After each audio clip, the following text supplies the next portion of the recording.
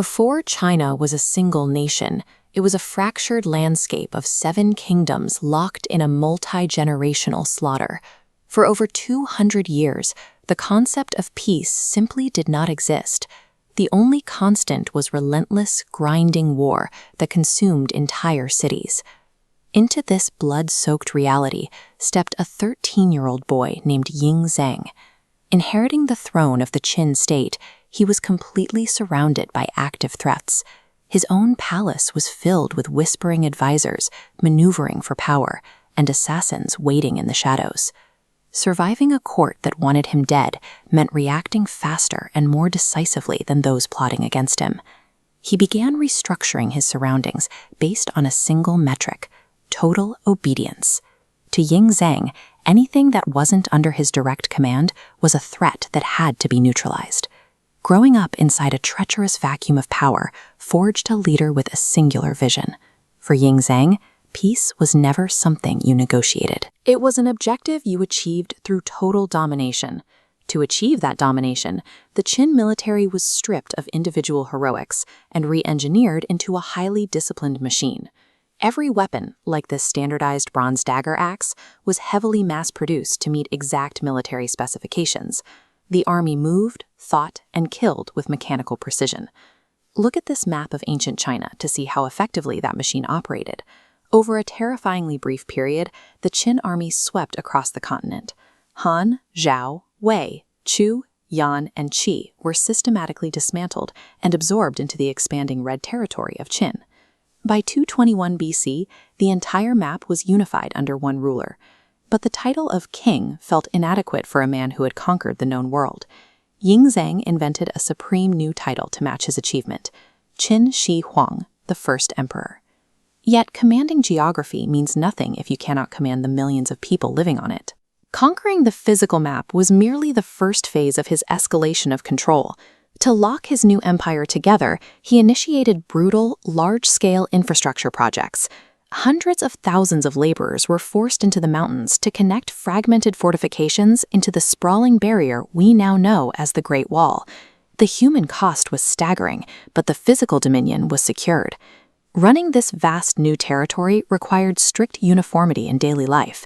Take a look at these 2 bronze coins. They feature identical square center holes, designed to be strung together in a newly enforced single-currency economy. He also mandated a uniform measurement system and forced a universal written language upon everyone. But a new, intangible threat to his absolute power began to emerge. You can standardize weights and money, but you cannot easily standardize human thought.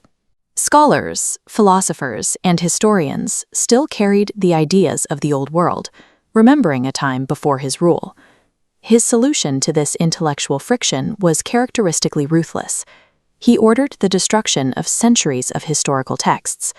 Piles of ancient bamboo scrolls were put to the torch, and the scholars who refused to bow to his erased version of history were permanently silenced. With the archives reduced to ash and the scholars buried, he had removed the only benchmark his subjects had for a different world.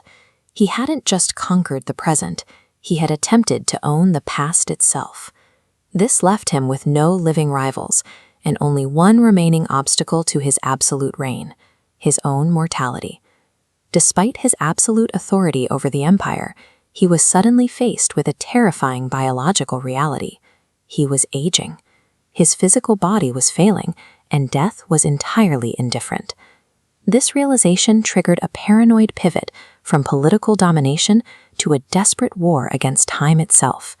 He poured vast fortunes into massive maritime expeditions, sending fleets across the world to search for a mythical elixir of life.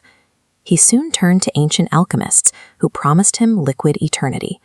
They mixed potent, toxic brews for the emperor to consume on a regular basis. The ultimate control freak was inadvertently accelerating his own biological demise. He was poisoning himself with mercury, the very substance he believed would grant him immortality. In 210 BC, during yet another grueling tour to locate an elixir, the emperor's body finally gave out. He died coughing inside his royal carriage on a remote, dusty road, far from the capital. His sudden absence struck immediate terror into his top advisors. They knew that the entire empire was propped up by the fear of one man. Without him, the fragile, dictator-dependent systems they had built would violently collapse into civil war. So they orchestrated a bizarre and desperate cover-up.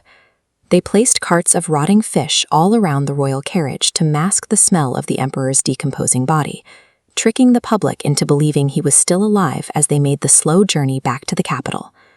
Even in death, his ministers had to artificially maintain the illusion of his absolute control.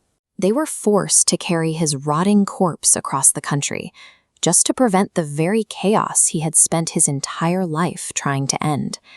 But the emperor had prepared a massive, secret contingency plan for the afterlife. If he couldn't rule the living forever, he would conquer the realm of the dead. He commissioned over 8,000 life-sized clay warriors to protect him in the underworld, and they were not cast from a single mold. Notice the distinct cheekbones and brow on this specific soldier. Every single face was meticulously crafted by hand to be entirely unique. He didn't stop at burying infantry. He included full logistical support, chariots, and rows of cavalry horses to ensure total operational readiness for a war beyond the grave. Qin Shi Huang died a frail, poisoned man, gasping for air on a desert road. He completely failed to defeat death biologically. The first emperor spent his life building walls and armies to secure a future he would never see. The irony is that the very monuments he created to cheat death are now the only reason we remember his name. He was right to fear time, because while his empire crumbled within 3 years of his death, the clay soldiers he built to serve him in the dark are still standing.